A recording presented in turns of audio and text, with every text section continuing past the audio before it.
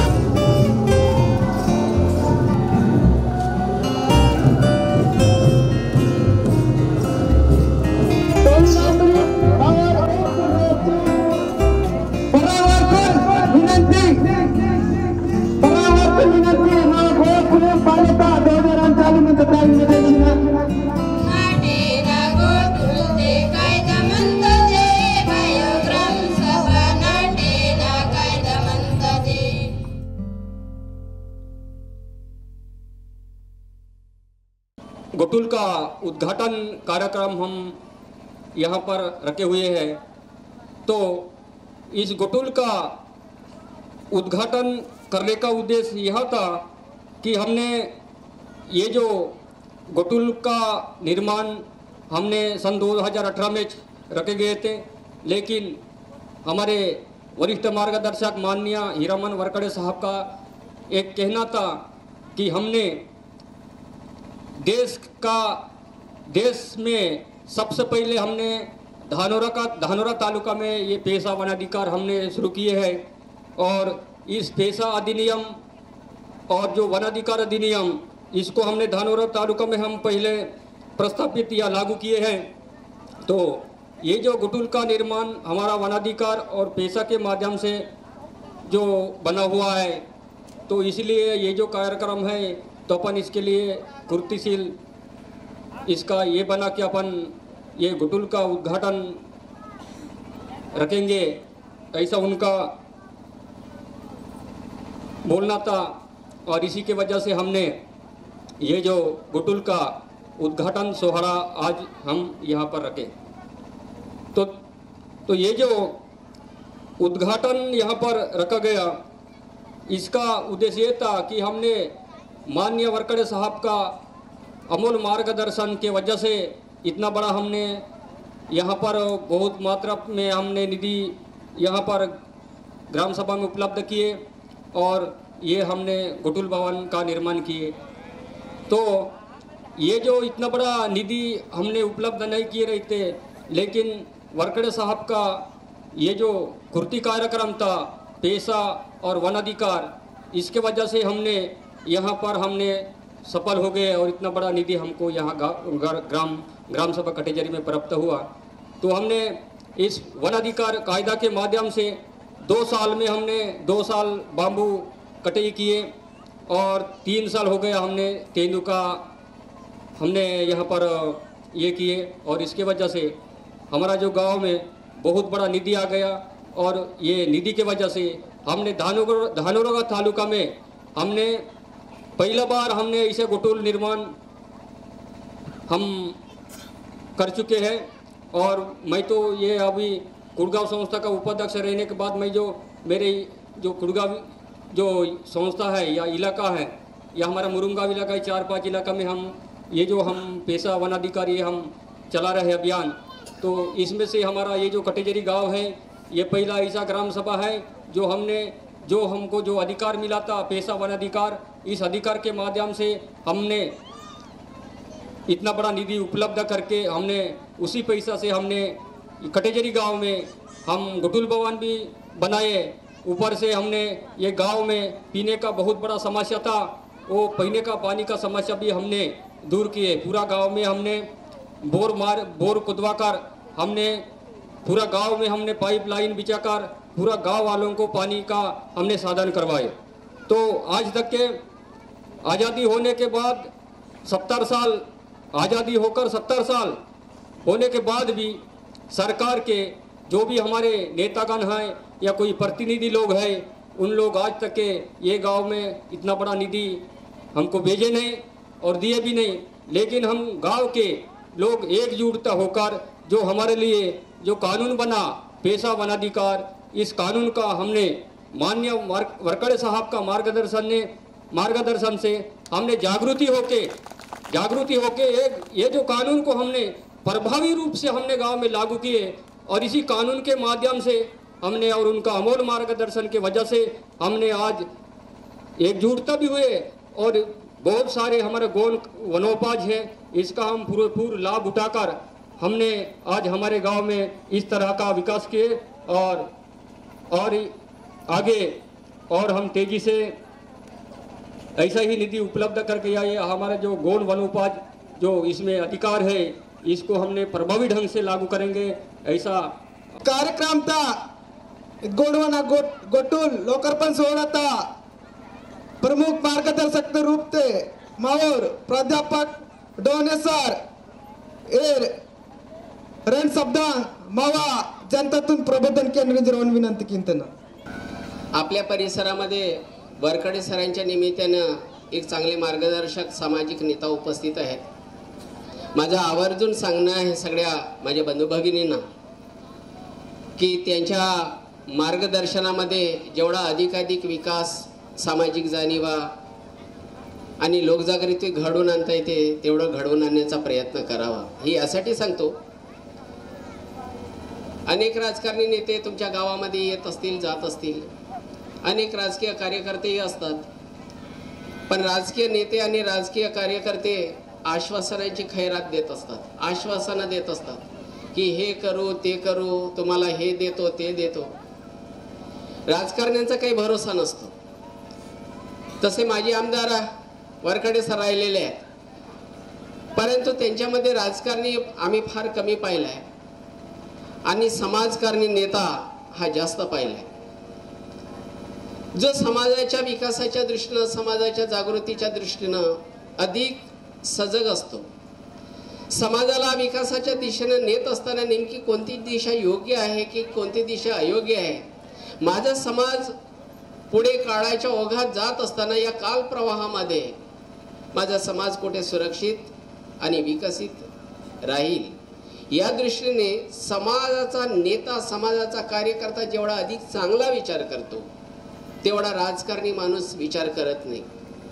राजकारण्यांचा उद्देश फक्त एवढाच असतो की मला ग्रामपंचायतचं पद कसं मिळेल, सरपंच पद किंवा एखादा वार्ड मेंबर कसा बनता येईल, पंचायत समितीचा, जिल्हा परिषदेचा मेंबर कसा बनता येईल किंवा पुढे जाऊन आमदार कसा बनता येईल। पद, पैसा, प्रतिष्ठा, प्रसिद्धी या सगळ्या गोष्टींमध्ये तो गुंतून पडत असतो। त्याला समाजाशी कर्तव्य नसतो। समाजातील लोकांना उल्लू बनवणे, मूर्ख बनवणे, भाषणबाजी देणे, आश्वासने देणे एवढ्यामध्ये गुंतवून तो केवळ स्वतःचा फायदा पाहतो, समाजाचा फायदा पाहत नाही। पण आम्हाला जे काही वरकडे सरांच्या माध्यमातून जे काही माहिती आहे ते समाजाच्या दृष्टीने दिवस रात्र अगदी सतत इकडे तिकडे संपर्क करणे, चर्चा करणे, विचारविनिमय करणे, हेच त्यांचं सगळं सतत सुरू असते। आणि त्यांच्यासारखा अभ्यासू एक समाज नेता, राजकीय नेता या परिसराला लागलाय, हे फार मोठी आनंदाची बाब आहे। जोपर्यंत वरकडे साहेब हयातीत आहेत तोपर्यंत माझं सांगणं आहे की या परिसरातील लोकांसाठी की जेवढा त्यांच्या प्रकाशामध्ये अधिकाधिक प्रगती करता येईल, त्यांच्या मार्गदर्शनाचा लाभ उचलता येईल तेवढा त्यांनी प्रयत्न अवश्य करावा। गोटुल लोकार्पण सोहळा आहे, आणि मी एक प्राध्यापक आहे आणि तोही समाजशास्त्राचा प्राध्यापक आहे, त्याच्यामुळे गोटूलच्या बाबतीत बोललेलं अधिक बरं राहील.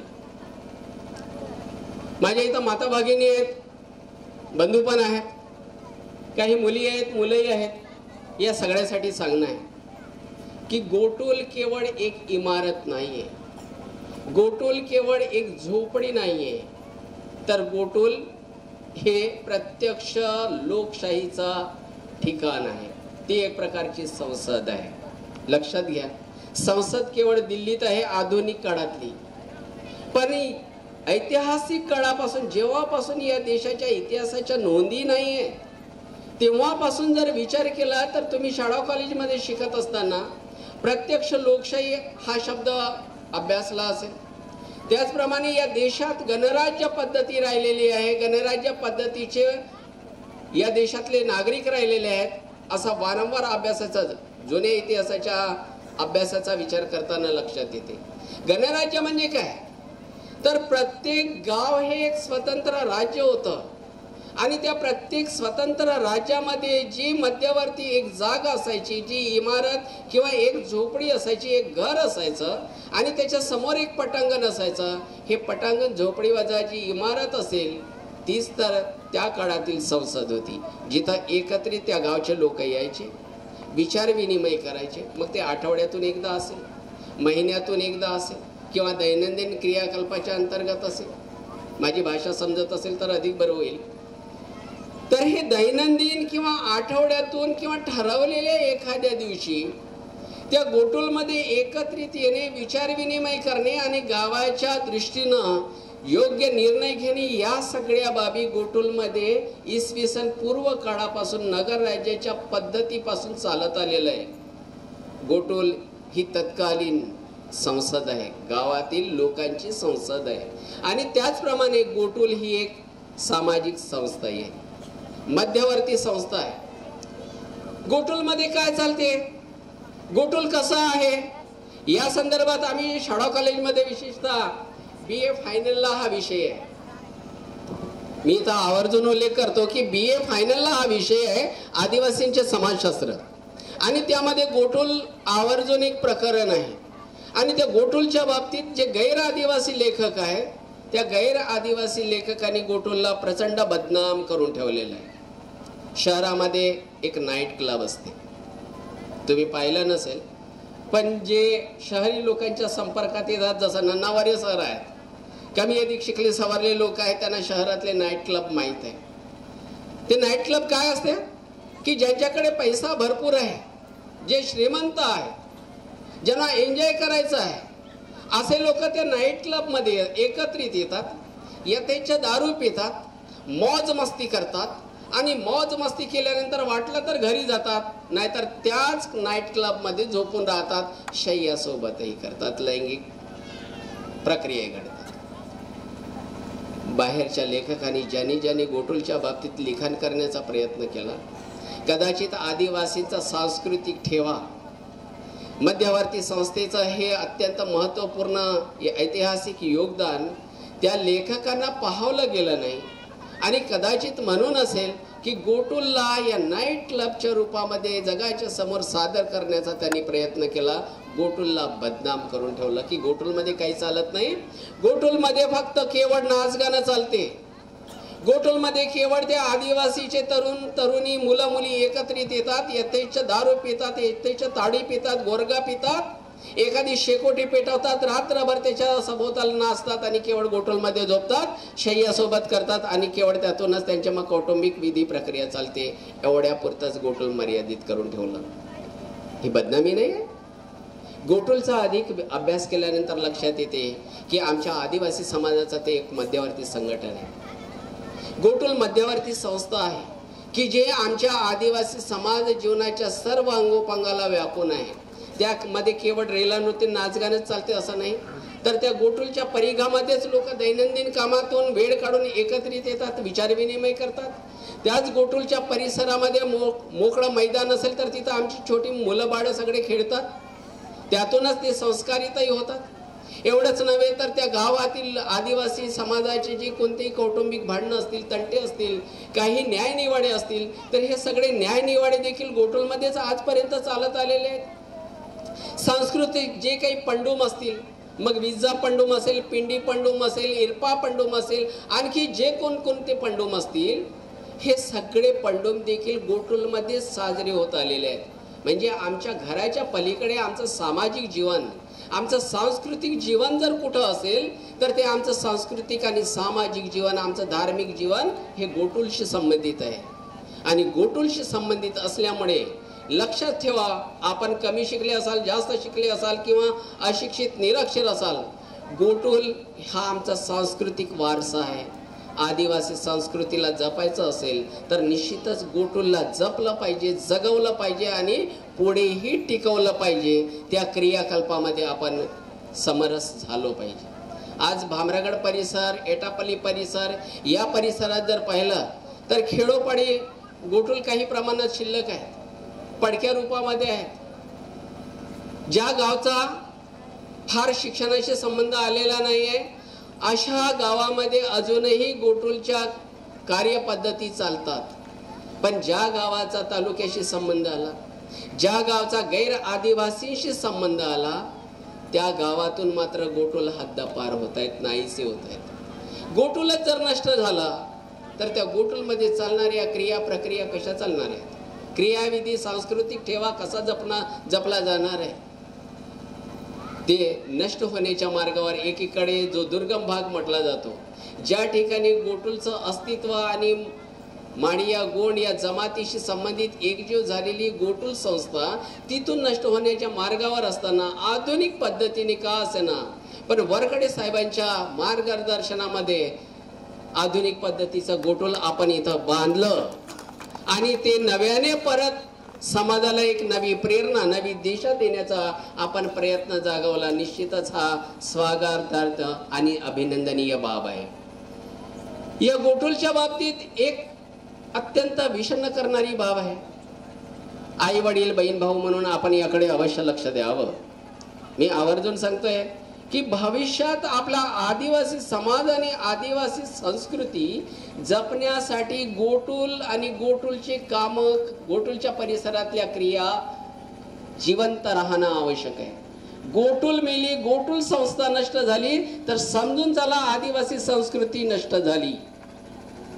मग यासाठी गोटुलमध्ये जाणं स्वतःही सुरू करा आणि आपल्या मुलाबाळांना देखील गोटुलमध्ये पाठवत राहा. तिथं खऱ्या अर्थाने आपल्या सामाजिक सांस्कृतिक जीवनाचा संस्कार घडतो. आदिवासी समाजावर सांस्कृतिक हल्ला, सांस्कृतिक आक्रमण मोठ्या प्रमाणात होत आहे. आपण याचा आवर्जून विचार करायला पाहिजे. ज्यांना ज्यांना विचार करता येत असेल, ज्यांना 2 पुस्तकं वाचता येत असेल, त्यांनी आवर्जून अभ्यास करावा आणि चिंतन करावा.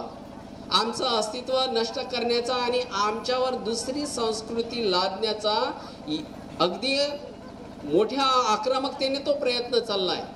आदिवासी समाजाला नेता नाही, आदिवासी समाजाला कार्यकर्ता नाही, अशा स्वरूपात काही काही परिसरामध्ये, जसं या परिसरामध्ये वरखडे साहेबांसारखे लोक आहेत, इथे ठीक आहे.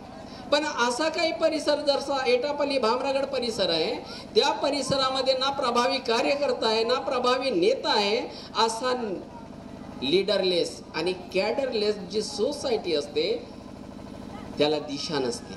आणि असा दिशाहीन समाज कोणत्याही आक्रमणाला बळी पडते आणि शत्रू देखील याचीच वाट पाहत असते. आणि अशा समाजाला काहीतरी थोडाफार प्रलोभन देणे किंवा प्रलोभनाशिवाय त्याच्यासोबत संपर्क साधून त्याला आपल्याकडे वळून घेऊन पडणे, त्याला हायजॅक करणे, हा प्रकार मात्र सर्रास मोठ्या प्रमाणात होतो. आणि एटापल्ली, भामरागड, सिरोंच्या या पट्ट्यामध्ये जो काही आदिवासी समाज आहे, माडिया गोंड जमात आहे, असंच त्यांचं हायजॅकीकरण, कल्चरल हायजॅकीकरण सुरू आहे.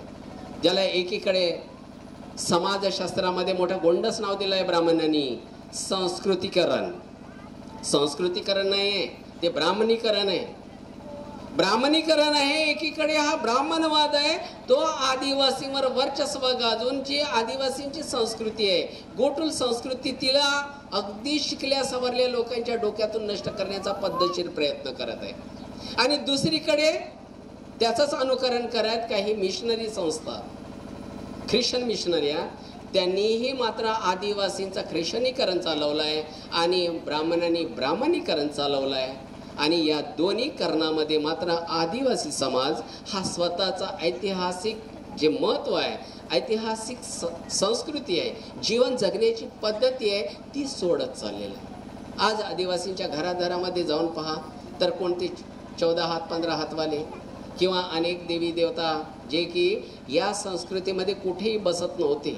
आदिवासींच्या काही प्रथा तर अशा राहिलेल्या आहेत की जो वैदिक माणूस राहिला, वैदिक म्हणजे वेदांना मानणारा म्हणजे आर्य म्हणजेच आजचा ब्राह्मण, ठाकूर किंवा मारवाडी, तर यांच्या बाबतीत आदिवासींच्या काही या प्रथा राहिलेल्या आहेत की ऐतिहासिक हे आदिवासींचे वैरी दुश्मन राहिल्यामुळे, त्यांच्याच आक्रमणामुळे आदिवासींना डोंगर दऱ्यामध्ये आश्रय घ्यावा लागला असल्यामुळे ऐतिहासिक काळात अशी प्रथा राहिली आहे. जसं मी मुंडा जमातीतली एक प्रथा सांगतो की या मुंडा जमातीचे लोक एखादा ब्राह्मण जर भेटला, जो शेंडेवाला ब्राह्मण असायचा, त्या ब्राह्मणाला पकडायचे आणि आपल्या गाव देवतेला आणून त्याचा बळी द्यायचे.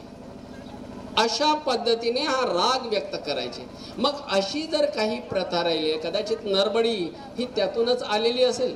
आदिवासींच्या काही जमातीमध्ये नरबळी ही जी प्रथा गेल्या काही वर्षामध्ये शिथिल झालेली आहे पण अस्तित्वात राहिलेली आहे, ही नरबळीची प्रथा कदाचित ब्राह्मणांना आपल्या गाव देवतेला कापण्यासाठी, म्हणजे जो वैदिक पुरोहित असायचा, वैदिक पुरोहित कोण असणार, तो ब्राह्मणच असणार, आणि या वैदिक पुरोहिताला पकडून आणून आपल्या गाव देवतेला बळी देण्याच्या या पद्धतीतूनच नरबळीची प्रथा चालत राहिली असेल, जी आज कालसुसंगत नाही. पण तरी मात्र यातून एक प्रदर्शित होते की ऐतिहासिक काळाचा विचार केला, हजारो वर्षाचा जर विचार केला तर आदिवासींचे वांशिक, सांस्कृतिक, सामाजिक आणि धार्मिक शत्रू जर कोण राहिले असतील तर हे वैदिक संस्कृतीचे लोक आहेत, जे आज आदिवासींवर मोठ्या प्रमाणात सांस्कृतिक आक्रमण करून त्यांचं संस्कृतीकरण म्हणजे हिंदूकरण करत आहेत. हिंदू ही जी संस्कृती राहिलेली आहे ही आदिवासी संस्कृतीशी मेळ खात नाही. फार मोठी तफावत आहे, कुठलाच साम्य नाही आहे.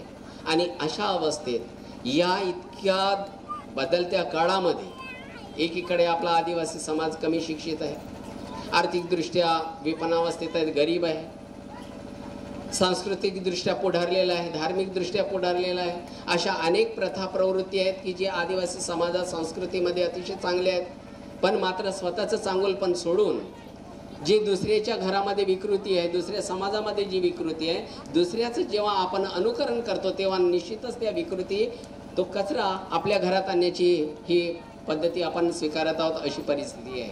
म्हणून आपलं जेवढं चांगलं आहे आदिवासी संस्कृतीमध्ये, जो चांगुलपणा आहे तो चांगुलपणा आपण जपलाच पाहिजे असं नाही, तर आपण आपल्या प्रत्यक्ष जीवनात अंमलात आचरणात आणलं पाहिजे. माननीय तिरुमालजी प्राध्यापक भगवानजी नन्नवारे एर मिकुन वनहक पेशक कायदा अदामे संविधान तबायते मार्गदर्शन केंद्र और मंच तरफ से विनंती किंतना सेवा जवार किंतना. बंधूंनो, आपल्याला गोटोलचं या ठिकाणी माहिती दिलेली आहे आणि गोंडी पुणेमचे यांचे जे 5 वंदनीय जे तत्व होते ते यापूर्वीच आपल्या भाषणामध्ये वक्त्यांनी आपणास सांगितलेले होते, त्यामुळे मी काही त्याच्या संदर्भाने जास्त बोलणार नाही. परंतु गोटोल हे आपल्या संस्कृतीचं वहन करणार आहे, सामोर नेणार आहे. तसंच गोटोलमधून आपल्याला आपलं जे एक सामाजिक एक शिक्षण होत असते, या सर्व गोष्टी आहेत. डोने सरांनी सांगितलं की वरखडे दादांचं जे काम आहे, जे कार्य आहे, वरखडे दादांचं जे कार्य आहे ते संविधानिक अधिकार आमच्या आदिवासींना मिळावे त्याच्यासाठी ते सतत कार्यरत असतात. परंतु आपली काही जबाबदारी आहे की नाही, जर समजा वरखडे दादा पुन्हा हे कार्य किती दिवस करू शकतील, आणि म्हणून मग आपल्याला वरखडे दादांचं कार्य जे आहे ते पुढे जर समजा न्यायचं असेल तर मग वरखडे दादांकडून आम्हाला काही शिकावं लागेल की नाही, याची आम्हाला आज जास्त काळजी. मी सुद्धा या ठिकाणी जे आलेलो आहे, मला भाषण देण्यापेक्षा या ठिकाणी मला हे गोकुळचं संस्कृती काय आहे, या ग्रामसभा काय आहेत आणि त्या ग्रामसभा गावांमध्ये जे संविधानिक अधिकाराच्या माध्यमातून आम्हाला संविधानिक अधिकार कसे मिळावेत या संदर्भाने ते कसे काम करतात ते सुद्धा मला शिकून घेण्यासाठी मी इथपर्यंत आलेलो आहे. आज या ठिकाणी जे आपले गोंडी संस्कृतीचे जनक आहेत, आराध्य दैवत आहेत, परिकुपार लिंगो आहे, यांच्या संदर्भानं सुद्धा मी सगळं ते ऐकलेलं आहे. आणि सांस्कृतिक जीवनाचे जे त्यांनी सांगितलं की आमच्या गोकुळच्या माध्यमातून आमच्या सांस्कृतिक जीवनाचं दर्शन व्हायला पाहिजे. आणि त्यांनी त्यांच्या काळामध्ये कुपारलिंगोंच्या काळामध्ये एकमेव जी अशी जी आदिवासींची जी एक संस्कृती होती, परंतु नंतरच्या काळामध्ये आर्य आलेत, मग नंतर डोने सरांनी ह्या सगळ्या काही गोष्टी आपल्याला सांगितलेल्या आहेत. परंतु त्यांनी सांगितलेलं होतं की जी नैसर्गिक सृष्टी आहे, जे नैसर्गिकता, याचं आम्ही कसं जतन करायला पाहिजे, रक्षण करायला पाहिजे, जोपासना करायला पाहिजे, या सगळ्या गोष्टी आहेत. आणि पशु पक्षी आहेत, वृक्ष यांची कशी आपण उपासना करायला पाहिजे आदिवासी लोकांनी, या सगळ्या गोष्टी आहेत. हेच नाही तर शांतीच्या मार्गानं त्यांनी सांगितलं की बा बिरसा मुंडांनी सशस्त्र क्रांती न करता एक शांतीच्या मार्गाने जे काय कार्य केलेलं आहे.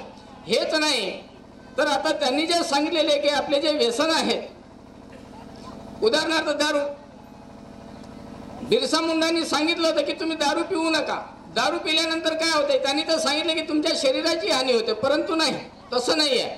बिरसा मुंडांनी सांगितलं तुम्ही जर समजा दारू पिले तर तुमचं जे मस्तिष्क आहे, तुमचं जे डोकं आहे, हे बरोबर काम करणार नाही. आणि तुमचे जे अधिकार आहेत ते अधिकार बाकीचे लोक तुमच्यापासून कसे काय कधी हिरावून घेऊन जातील याचा तुम्हाला थांग पत्ता सुद्धा लागणार नाही. आणि म्हणून मग आपण त्याच्या नशेमध्ये असल्यामुळे आमचे अधिकार काय ते आम्हाला कळणार नाही आहेत. आणि म्हणून आपले जे वाईट व्यसन आहेत ते आम्ही बाजूला ठेवायला पाहिजेत, बाजूला सरायला पाहिजे. आम्ही आदिवासी असून तुम्हाला एकही असं जे वाईट जे व्यसन तुम्ही जर म्हणत असाल, मी दारू पित नाही, मी खर्रा खात नाही, पण तुम्ही नागपूरवरून मी तुमच्यापर्यंत का आले हे सुद्धा समजून घेण्याची गरज आहे. डॉक्टर बाबासाहेब आंबेडकरांचं तुम्ही नाव ऐकलं असेल. डॉक्टर बाबासाहेब आंबेडकरांनी या देशाला संविधान दिलं आणि डॉक्टर बाबासाहेब आंबेडकरांच्या संविधानानुसार जे 5वं शेड्यूल आहे त्याच्यानुसार जे पेसा ॲक्ट जे आलेलं आहे त्याच्यावर जे दादा काम करतात जे सांगतात तुम्हाला, अशा अनेक अधिकाराच्या गोष्टी आम्हाला संविधानामधून मिळालेल्या आहेत, पुढे मिळणार आहेत. आणि जिथे जिथे संविधान जर अपूर्ण पडत असेल तुम्हाला काही देण्यासाठी, तर पुढे आम्ही तुमच्यासाठी काय करणार आहोत हे सुद्धा आम्ही या ठिकाणी सांगणार आहोत. ह्या सुद्धा गोष्टी आहेत त्या ठिकाणी. आणि म्हणून सरळ सरळ जर समजा आम्हाला जर तुम्हाला जर समजा पुढे जर न्यायचं असेल तर एक गोष्ट आम्ही हे करणार आहोत की आम्हाला जल, जमीन, जंगल याच्यापासून आम्हाला विस्थापित करतात हे तुम्हाला काही कळून राहिलेलं आहे का? महत्वाची गोष्ट. आता मी बसल्या बसल्या ऐकलं की जे टिपागड आहे, टिपागडला आता ते संरक्षित जंगल बनवणार आहे. आणि संरक्षित जंगल बनवल्यानंतर काय होणार आहे त्या ठिकाणी, काही गावं इकडच्या काही ग्रामपंचायती अशा आहेत की त्यांना जाणीवपूर्वक पेसामध्ये आणण्यापासून वंचित ठेवलेलं आहे, पेसामध्ये त्यांना घेतलेलं नाही. जर समजा पेसामध्ये जर समजा हे गावं जर आले असते तर त्यांना जे आता राखीव जे जंगल करणार आहे किंवा राष्ट्रीय उद्यान करणार आहे टिपागडला, तर त्यांना पेसामधून हटवणं कठीण झालं असतं असं आमचं म्हणणं आहे. परंतु ते सुद्धा या सरकारनं, उदाहरण मी काही गोष्टी मी तुम्हाला सांगणार आहे. व्याघ्र प्रकल्प आहे, जसा उदाहरणार्थ ताडोबाचं जंगल आहे, व्याघ्र प्रकल्प आहे. इथे जवळच आता एक तलाव होत आहे, त्या तलावाच्या निमित्तानं तुमचं विस्थापन होत आहे. कुठे व्याघ्र प्रकल्पाच्या नावानं विस्थापन होत आहे, कुठे नवीन इंडस्ट्री आणली त्याच्या नावानं विस्थापित होत आहे. आमच्या चंद्रपूर जिल्ह्यामध्ये आता एक घोडेदरी तलाव आहे, तिथून आमच्या आदिवासींचं विस्थापन होणार आहे, कारण त्यांना बफर झोनमध्ये टाकलेलं आहे, बफर झोनच्या नावानं विस्थापन होणार आहे. कुठे काही गावं ज्यांना नगरपालिका घोषित केलेले आहेत, नगर पंचायत घोषित केलेले आहेत, त्या गावांना अटॅच जे गावं होते जसे ट्रायबलमध्ये होते, माळा, मिनी माळामध्ये, आणि पश्चिम महाराष्ट्रामध्ये काही गावं पेसामध्ये येणारे गावं सुद्धा त्यांनी नगर पंचायत आणि त्याला नगर परिषदेला जोडल्यामुळे त्यांचा जो पेसामध्ये जे येणारे गाव होते किंवा जे माळा, मिनी माळामध्ये जे येणारे गाव होते ते त्यांचं जे संविधानिक जे अधिकार होते ते आता त्याच्यामुळे ते बाधित झालेलं आहे. ह्या सुद्धा गोष्टी हे जे सरकार करत आहे.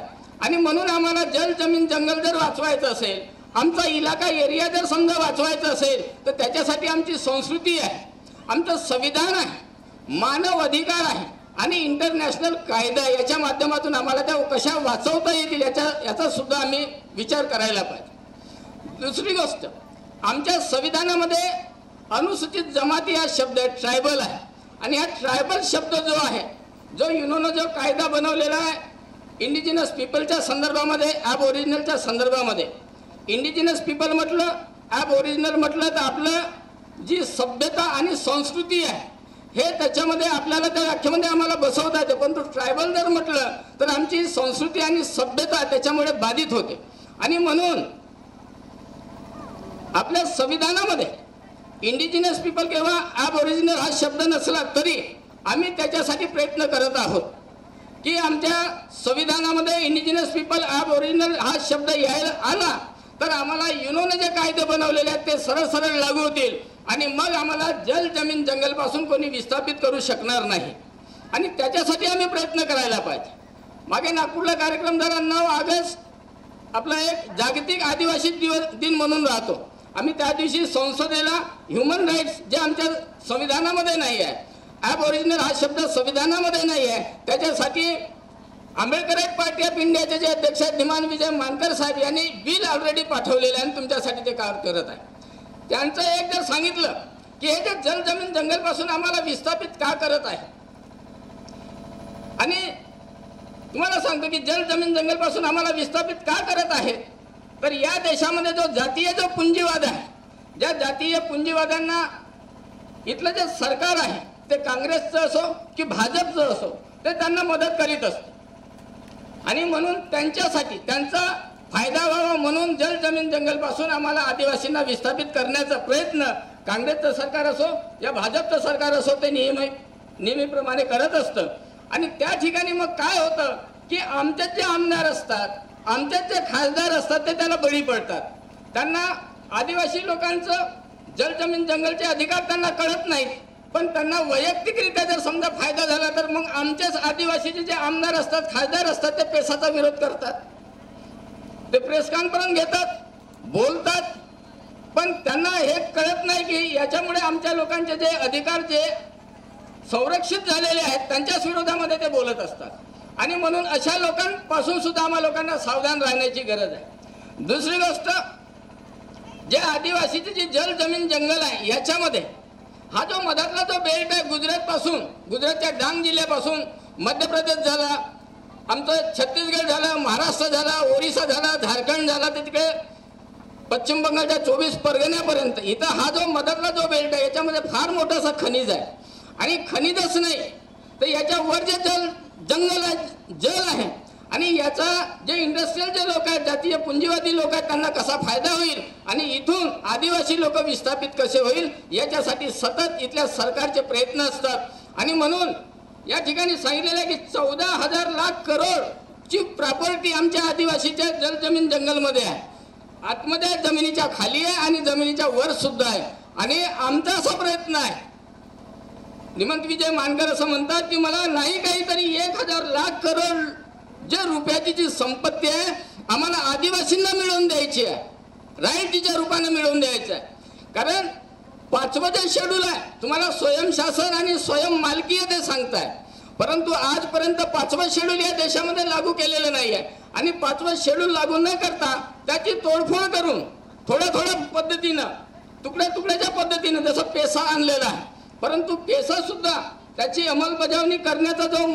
एक अधिकार दिलेला आहे तो राज्यपालांना दिलेला आहे, आणि राज्यपाल काय करतो तर तो म्हणजे त्यांना राजकीय पक्ष जे सांगतील, ब्राह्मणवादी राजकीय पक्ष ज्या पद्धतीने सांगेल त्या पद्धतीने ते पेसाचा आखणी करतात किंवा त्याला ते राबवत असतात। आणि म्हणून हा पेसामधून सुद्धा जे आमचे जे काही गावं सुटलेले आहेत, ग्रामपंचायती सुटलेल्या आहेत, याला सुद्धा जर समजा कोण जर जबाबदार असेल तर ते राज्यपाल जबाबदार आहे, इथलं सरकार जबाबदार आहे।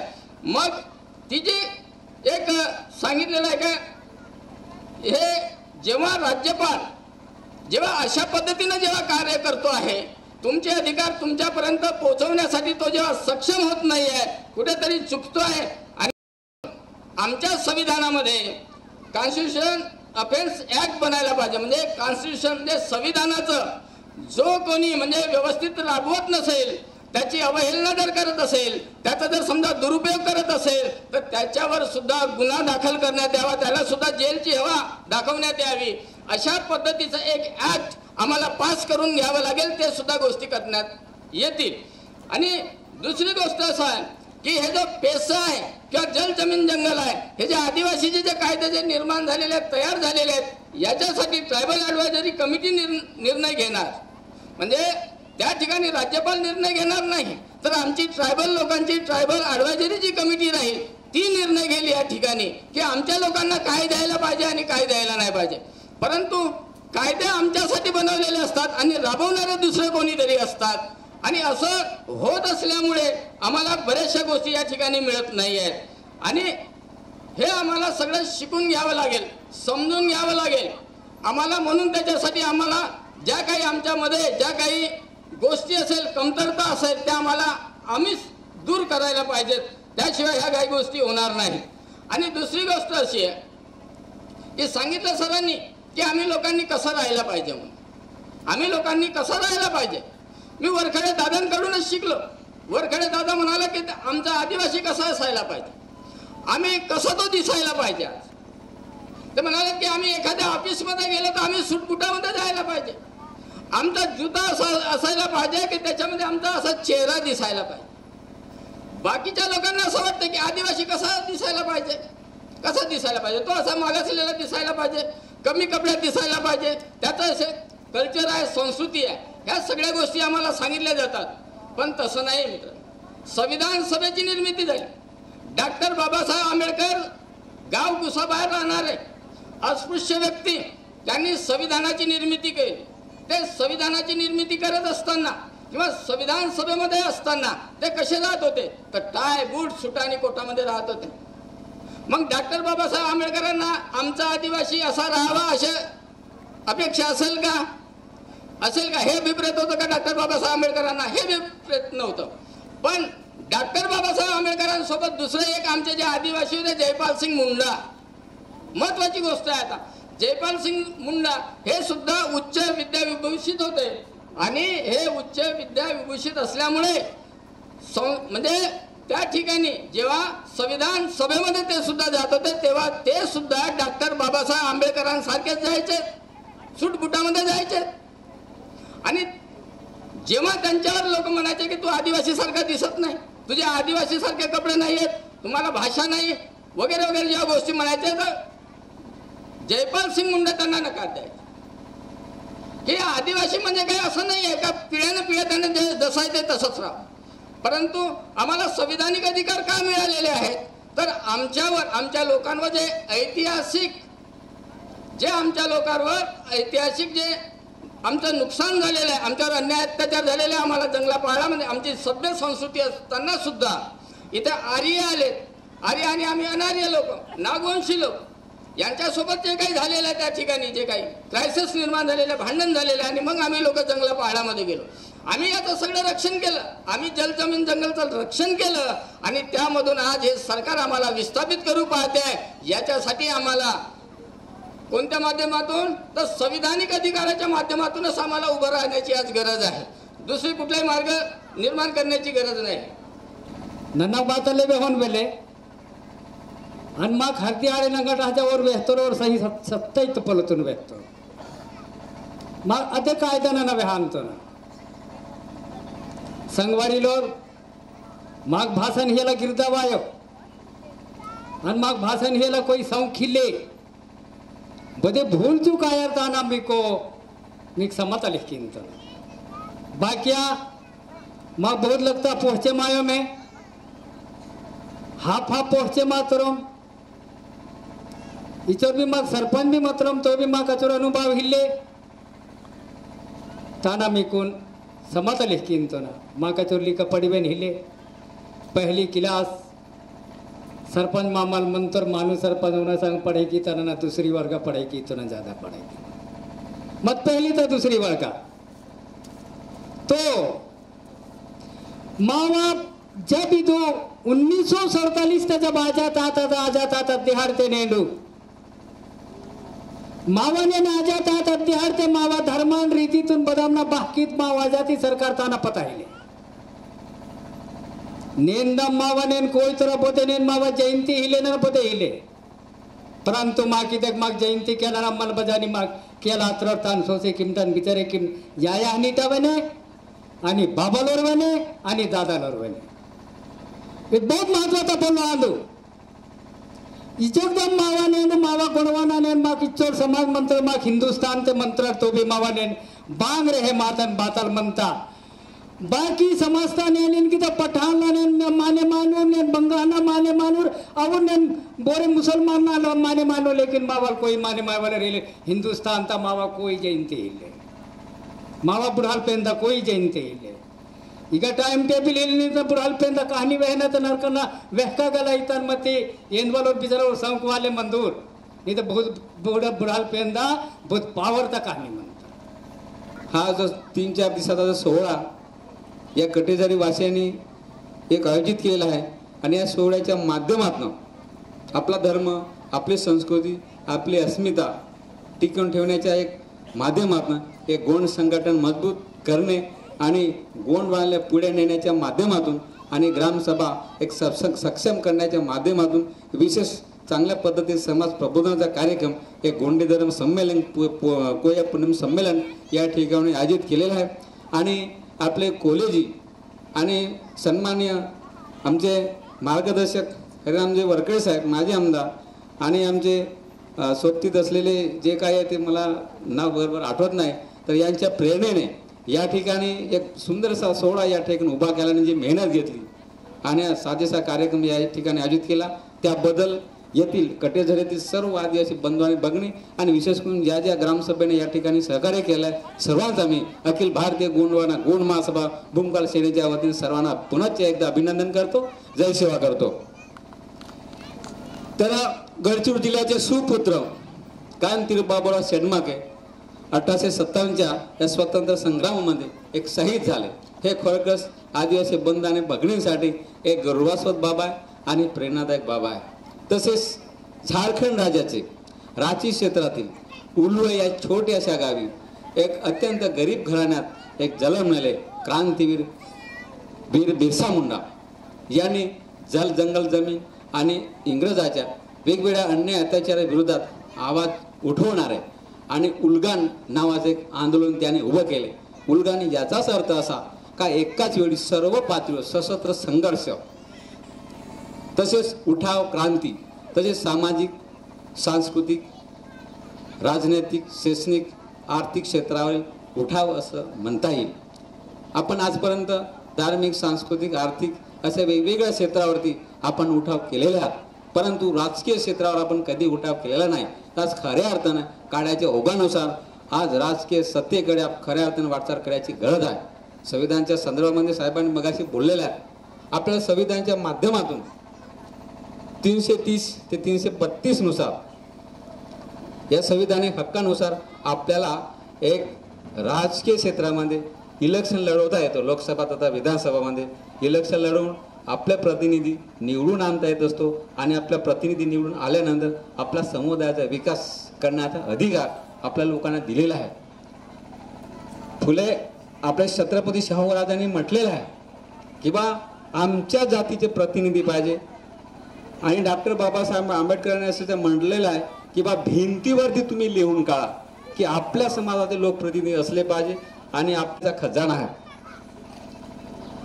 तर ह्या कुबेराचा खजाना असं का म्हटलेलं आहे तर आपली मधुर गोंडी गाणे आपण संध्याकाळी आपण खूप सुंदर सुंदर वेगवेगळ्या ग्रामसभेने चांगले चांगले गाणे सादर केले। मधुर गोंडी गाणे ते रेला नृत्य मधुर गोंडी भाषा आणि गड मंडा जागा टुंडा मुंडा कुंडा आणि जे आपली गोधन व्यवस्था आणि आपल्या समाजामध्ये विशेष करून आपण हुंडी घेत नाही हुंडीची प्रथा आपल्यामध्ये नाही आणि कोणते जर सामाजिक कार्यक्रम असेल तर सर्व लोकांना आपण योगदान देत असतो सहकार्य करत असतो मदत करत असतो आणि मोठ्यानं मान सन्मान आपण देत असतो आणि आपले जे पुरक आहेत पेन आहेत सगळ्यांचा आपण सेवा सुश्रुता करत असतो आणि एक चांगली पद्धत आणि जे वेशभूषा आहे जे आपण आज ते आपण मांजरी नृत्याचं हे जे आपण बघितलो कालही बघितलं आजच बघितलो आणि म्हणून खऱ्या अर्थानं आपण या जे सांस्कृतिक बाबीचे जे आपले वाद्य संगीत वाद्य यांचं सुद्धा आपण खऱ्या अर्थाने जोपासना केली पाहिजे. आता पहिलं गोंडी जर बोलला, अरे तुम्ही गोंडी बोलला यार, तुम्ही गोंड काय तुम्ही सुधरा नाही, आणि म्हणून बरेच लोकांनी गोंडी बोलणं सोडून दिलं. आणि बरेचसे लोक आपल्या महिला गाणं म्हणत होते, अरे तुम्ही गोंडी गाणे म्हणता, अरे काय यार तुम्ही अजूनही मागेच आहात, आणि म्हणून ते गोंडी गाणे म्हणणं सुद्धा सोडून गेले. साहेबांनी मगाशी म्हटलेलं आहे की लिखे पढे लिखे लोगों ने मुझे धोका दिया है, आणि खरोखर त्याच लोकांनी आम्हाला धोका दिलेला आहे. आरमोरी गडचिरोली नागपूरसारख्या ठिकाणी शिकायला लागले आणि आमच्या गोंड बाणांना अजूनही मागे ठेवू लागले. आता कोणी गोंडी गाणे म्हणत नाही, कारण गोंडी गाण्यामध्ये एक आमचा टोटली पुरा इतिहास लपून आहे. आणि म्हणून जे आपण या ठिकाणी गोटूची निर्मिती केलेली आहे, तर आपण हे जे गाण्याचे जे शिकलेले लोक आहेत, जे शिकलेल्या मुली आहेत, त्यांनी जे आपले जे बुजुर्ग जे महिला ते गाणे म्हणत असतात, ते गाण्याचे पुरे एक नोटिंग करून एक पुस्तिका तयार करावी आणि नवीन पिढीने एक तो आदर्श ठेवावा, का जेणेकरून हे परंपरा आपले काय चालू राहील आणि आपला इतिहास पण सुद्धा चालू राहील. पुढे गमत अशी झाली की गोटुल व्यवस्था, गोंडी धर्माचे धर्मगुरू पांदीपारी कुपालिंगो यांनी या पिठो पाट्यांवरूनच एक गोंडी धर्माची व्यवस्था त्यांनी निर्माण केली. तर हे जे गोटुल, तर गोटुल गो म्हणजेच ज्ञान, टूल म्हणजेच स्थळ, म्हणजे ज्ञान संपादन केंद्र म्हणजेच गोटुल, का ज्या गोटुलच्या माध्यमातून आपल्याला सामाजिक सांस्कृतिक आणि वेगवेगळ्या क्षेत्रावरती औद्योगिक आहे, विज्ञान आहे, योग आहे आणि चांगल्या चांगल्या क्षेत्रावरती आपल्याला ते ज्ञान एक आपल्याला त्या ठिकाणी मिळत असतो. कार्यक्रम तर उद्घाटक मौर तिरुमाल हिरामनजी वरखडे, माजी आमदार गडचिरोली एर मिया मुन्ने मार्गदर्शन किया निरंजोर और विनंती किंतना आदरणीय भीमाजी जे या गावाचे भूमी आहेत, लालशांच्या महाराजाबरोबर आम्ही मिळून काम करत होतो. अनेक दिवस आम्ही ही व्यवस्था कशी आहे आणि लोकांना न्याय देण्याच्यासाठी आम्ही कितीतरी वर्ष एकत्र राहून आम्ही काम केलं. त्याच्यामध्ये कोटकुलचे कुंजम साहेब सुद्धा आमच्याबरोबर होते. त्याच्या कार्यक्रमाचे हे अध्यक्ष आहेत, मी उद्घाटक आहे. हा सुंदर सहयोग आला. आजच्या कार्यक्रमामध्ये गोंडी धर्मासाठी मार्गदर्शन आणि आमच्या माध्यमातून, गोटुलीच्या माध्यमातून गोंडी संस्कृती अधिक संविधानिक मेथड या दोन्हीच्या समन्वयातून आपल्याला काय साध्य करता येणे शक्य आहे, आणि परत गोंडवाना गणतंत्र पद्धती काय होती, गणराज्य पद्धती काय होती, पार्टिसिपेटरी डेमोक्रेसी कशी आहे, ही ग्रामसभांच्या माध्यमातून परत उभी करण्याच्यासाठी बाबासाहेब आंबेडकरांनी संविधानाच्या 5व्या अनुसूचीमध्ये जी व्यवस्था केलेली आहे, त्यावरती प्रबोधन होण्याच्यासाठी आज या कार्यक्रमासाठी आमचे मित्र भगवानजी नन्नावरे यांना पण आम्ही पाचारण केलं. आमचे मित्र डोहणे सर यांना पण आम्ही पाचारण केलं. आमच्याबरोबर डॉक्टर कराडे साहेब, गेडाम काकाजी हे पण आमच्याबरोबर शिकून राहिलेले आहेत. आमच्याबरोबर आतला मामा, आणखीन बाकीची मंडळी, आमच्या संस्थेचे सचिव गावडे महाराज, आम्ही सगळे मिळून गेल्या 38 वर्षामध्ये आम्ही काम करत आहोत. आणि आजचा एक सुंदर दिवस आला आपल्या सगळ्यांच्या समोर उपस्थित होऊन बोलणे. दोन्ही सरांनी काही मुद्दे उपस्थित केले सामाजिक व्यवस्थेच्या अनुषंगातून. काही मुद्दे आमचे जावई रामचंद्र पाटील यांनी सुंदर धर्म आणि संस्कृती आणि राज्यव्यवस्था याच्याबद्दल सविस्तर विवेचन केलं. आता माझ्या पुढे एक प्रश्न असा आहे, काल आमची मुलगी जी मुंबईला राहते, जिच्या लग्नासाठी आपल्या 40 गावाच्या इलाक्यातील लोक तिच्या लग्नामध्ये नाचण्यासाठी मोठ्या गौरवपूर्ण आणि आनंदपूर्ण वातावरणामध्ये 2 दिवस नाच गाणे केली. ती मुंबईला आपल्या आशीर्वादाने 1.25 वर्ष मुंबईला राहत आहे. आणि ती मुंबईवरून एक प्रश्न जाणीवपूर्वक विचारण्यासाठी आली. ती विचारण्यासाठी ही आली की आपल्या गोंडी संस्कृतीचे रहस्य आणि महत्वपूर्ण बाब कोणती आहे. तर मी असं तिला म्हणालो की सर्च मध्ये एक नवविवाहित जोडप्यांना आशीर्वाद देण्याच्यासाठी सभागृह पूर्ण भरून होता आणि सभागृहात राणीताईंनी मला सांगितलं की हे जे नवविवाहित जोडपे आहेत यांना तुम्ही आपल्या गोंडी धर्म आणि संस्कृतीच्या पद्धतीने आशीर्वाद द्या. मी उठलो, पूर्ण सभागृह भरून होता आणि माझ्या पद्धतीने मी माझ्या वडिलांबरोबर लहानपणी नव्या नवरी नवरदेवांना आशीर्वाद ज्या पद्धतीने देत होते त्या पद्धतीने आशीर्वाद देण्यासाठी गेलो. आशीर्वाद काय दिला? आशीर्वाद हा दिला नवरदेव पोराला, जे आमचे वडील माझ्या लहानपणी नवरी नवरदेवाला आशीर्वाद देत होते. ते आशीर्वाद असा देत होते की हे मुली, तू पहिल्यांदा या पोराची बायको नाही आहेस तर आई आहे. कारण प्रत्येक मुलगा लहानपणी प्रत्येक मुलगी आईपेक्षा वडिलावरती जास्त प्रेम करते आणि म्हणून तू पहिल्यांदा याची आई आहेस अनंत काळाची. तू त्याला सुख आणि समृद्धी दे. आणि मुलाला सांगत होते की हे मुला, तू नवरा नाही आहेस तर पहिल्यांदा तू या मुलीचा बाप आहे. कारण प्रत्येक मुलगी बापावरती प्रेम करते आणि म्हणून नवरा हा पहिल्यांदा बाप आहे. कारण बापाचं प्रेम, बापाची वागणूक तुझ्यामध्ये असेल तरच तुमच्या सुख आणि समृद्धीमध्ये जोपासना होईल आणि ही जी व्यवस्था तुमच्या जीवनामध्ये आणि समाजामध्ये सगळ्यांना सुख आणि समृद्धीने झगडे आणि भांडण होणार नाही, अशी ही आपली गोंडी धर्म आणि संस्कृतीची व्यवस्था आहे. आपण घरामध्ये वावरत असताना एक गोष्ट लक्षात, आणि बहुतेक सगळ्याच घरामध्ये आणि सगळ्या समाजामध्ये एक गोष्ट घडते, परंतु निसर्गाच्या प्रक्रियेत घडते, परंतु कोणी लक्ष देत नाही. काय ती गोष्ट? घरातली लहान मुलगी ही आईपेक्षा नेहमीच वडिलावरती प्रेम करते. कारण ती निसर्गाची व्यवस्था आहे, अपोजिट सेक्स आहे. निसर्गाने ही जाणीवपूर्वक व्यवस्था केलेली आहे घराचं घर पण टिकण्यासाठी, आनंद आणि प्रेम टिकण्यासाठी. घराच्या चार भिंती सुशोभित असल्या, टीव्ही आणि रेडिओ असला म्हणजे घर होत नाही. आणि म्हणून आदिवासी संस्कृतीने ती निसर्गाची प्रक्रिया उचलली की लहान मुलगी ही नेहमी आईपेक्षा वडिलावरती प्रेम करते. कारण निसर्गाची तशी ती व्यवस्था आहे.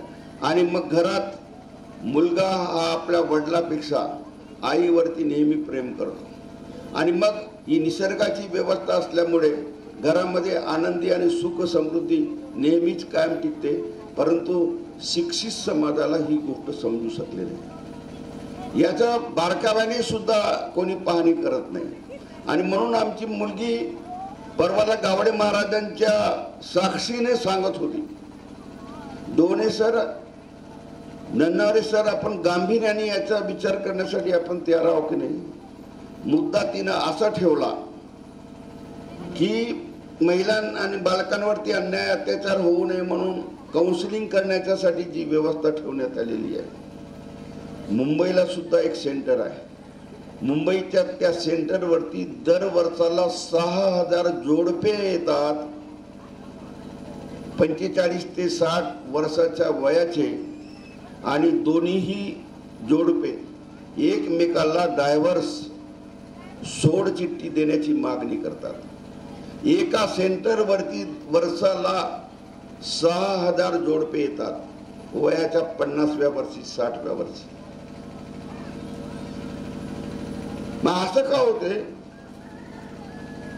आई नोकरी करते, वडीलही नोकरी करते, मुलंही नोकरीला आहेत. घर तुटला गेला आणि घरामध्ये जी विकृत मानसिकता आली त्याच्यामुळे मुंबईसारख्या सिव्हिल सोसायटीमध्ये ही विकृतता आली. हे उदाहरणादाखल तिने सांगितलं केवळ 6000 घराची, पण तिने सांगितलं की ही व्यवस्था प्रत्येक घराघरामध्ये व्यवस्था आहे. आणि म्हणून प्रत्येक घराचा माणूस जो निवडणुकीच्या प्रक्रियेतून निवडून आलेला तो राजसत्तेवरती गेला, जो शिकला तो कलेक्टर IAS होऊन कलेक्टर झाला, सेक्रेटरी झाला, प्रशासकीय व्यवस्थेमध्ये आले. शिकली सवरली माणसं प्रशासनामध्ये आली नाही, राज्य व्यवस्थामध्ये गेली. जी 6000 घरांची व्यवस्था आहे ती घराघरामध्ये नांदत आहे आणि यांची हाती प्रशासनाची व्यवस्था आलेली आहे. यांच्यासाठी काय करेक्टिव्ह मेजर आहे म्हणून ती तपासण्यासाठी आली.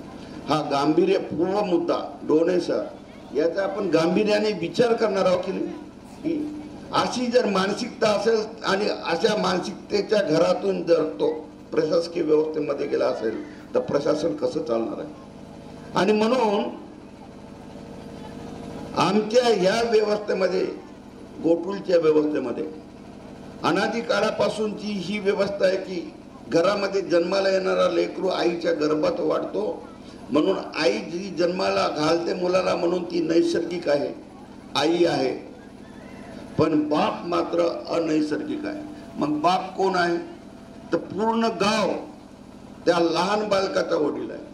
आणि अशा शेकडो बालकांच्या वडील म्हणजे पूर्ण गाव समाज आहे.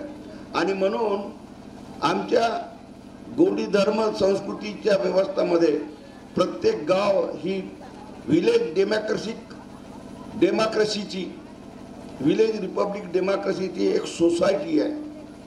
आणि एवढा उच्च आदर्श राहण्याच्यासाठी या गाव समाजाने वर्ष 3 पासून तर वयास 18व्या वर्षापर्यंत मुलगा वयात येईपर्यंत आणि मुलाला समज आली तेव्हापासून प्रत्येक मुलावरती सामाजिक, धार्मिक, राजकीय, प्रशासकीय संस्कार होण्याच्यासाठी गोकुळची निर्मिती केली. नंबर 1, प्रत्येक मुलगी आईपेक्षा बापावरती प्रेम करते म्हणून बापाने मुलीला बाप म्हणून जी कटू कर्तव्य करण्याची त्याच्यावर नैतिक जबाबदारी आहे ती पार पाडली पाहिजे. पण निसर्गाचा नियम आहे, अपोजिट सेक्स आहे म्हणून मुलगी बापावरती प्रेम करते, हा निसर्ग नियम आहे. मुलगा बापापेक्षा आईवरती जास्त प्रेम करते कारण ती निसर्गाची ती व्यवस्था आहे घराचं घर पण टिकवण्यासाठी. आणि या सगळ्यांचा परिणाम गोकुळच्या निर्मितीमध्ये विलेज रिपब्लिक सोसायटीच्या माध्यमातून जी लोकशाहीची प्रणाली उभी राहिली गोकुळच्या माध्यमातून आदिवासी संस्कृतीने पहिल्यांदा संपूर्ण जगाला राज्य व्यवस्थेचे सूत्र दिले. गोकुळच्या व्यवस्थेत एवढा मोठा आदर्श आदिवासी संस्कृतीमध्ये. मग हा आदर्श अजूनही जोपासला जात आहे. मी बालपणी असताना दिवाळीच्या लक्ष्मीपूजेच्या वेळेस आमच्याकडे अशी परंपरा होती, मी परंपरा पाहिलेली आहे. लक्ष्मीपूजनच्या दिवशी घरातील सगळ्या म्हाताऱ्यापासून तर लहान मुलीपर्यंत एका लाईनीमध्ये बाया बसत होते आणि आमचे वडील, आजोबा, आम्ही सगळे लोक सगळ्या बायांचे आम्ही पाया धुत होतो, आरतीने टीका लावत होतो, आमच्या धोत्राने पाय पुसत होतो. आणि मग आम्ही सगळे आमचे वडील आमच्या आईचे पाया लागत होतो, आजोबा आमच्या आजीचे पाया लागत होते. आणि त्या दिवशी आम्ही संपूर्ण पुरुष मंडळी बाईची पूजा करतो. आणि मग अशा पद्धतीने मातृसत्ताक पद्धतीचा उदय आमच्या संस्कृतीने दिला आणि सगळ्या लेकरांना समाजाच्या प्रती कर्तव्य पालन करणारा नागरिक निर्माण होण्याच्यासाठी गोकुळची निर्मिती केली. एवढी मोठी महानता गोकुळची. एकदा हे जर रहस्य समजून घेतलं तर मग पुढल्या गोष्टींचा भेद घेऊन आपल्याला राज्य व्यवस्था प्रस्थापित करून, समाज व्यवस्था प्रस्थापित करून पुढे जगामध्ये संपूर्ण माणुसकी आणण्याच्यासाठी प्रत्येक माणसाला प्रबुद्ध व्यवस्थेकडे नेण्याच्या दृष्टिकोनातून गोकुळला सक्षम करण्याची आता नितांत गरज उभी राहिलेली आहे. म्हणून तो जो मुलगा अनाउन्स करतो गोकुळची आम्ही पुनर्स्थापना पुनर्प्रतिष्ठित करत आहोत, गोकुळची आम्ही पुनर्प्रतिष्ठित करत आहोत, गोकुळची आम्ही पुनर्प्रतिष्ठित करत आहोत. कारण ही आलेली विकृतता, सिव्हिल सोसायटीमध्ये निर्माण झालेली विकृतता आणि असलियतमध्ये आदिवासीमध्ये असलेली व्यवस्था याचा प्रॉपर समायोजन करण्याची नैतिक जबाबदारी तुम्हा महत्वावरती आलेली. आणि म्हणून बाबासाहेबांनी 5व्या अनुसूचीमध्ये जी व्यवस्था केलेली आहे, काय व्यवस्था केलेली आहे? राईट टू सेल्फ डिटर्मिनेशन, स्वनिर्धारणाचा अधिकार, राईट टू ओनरशिप, मालकी हक्काचा अधिकार, आणि right to good governance, right to self governance म्हणजे स्वयंशासनाचा अधिकार. हे संपूर्ण जर दिलेले आहेत, ते घटनेमध्ये आहेत, तर आम्ही पेसा ऍक्ट आणि वन अधिकार कायद्याच्या अंतर्गत दोन्ही कायदे करून संसदेने ते मान्य केले आणि गडचिरोली जिल्ह्यामध्ये आम्ही त्याची प्रतिस्थापना केली.